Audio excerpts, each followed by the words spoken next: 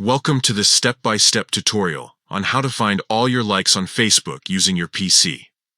Whether you're looking to revisit posts, photos, or videos you've liked, this guide will help you navigate the updated Facebook interface with ease.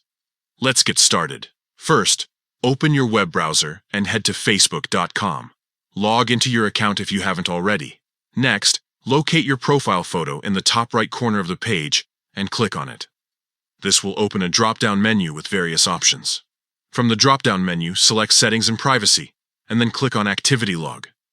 This section allows you to view and manage all your interactions on Facebook.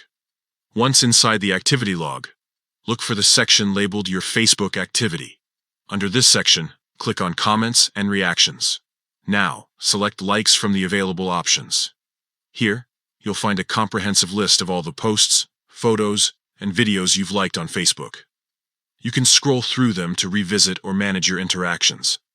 By following these simple steps, you can easily access and review everything you've liked on Facebook.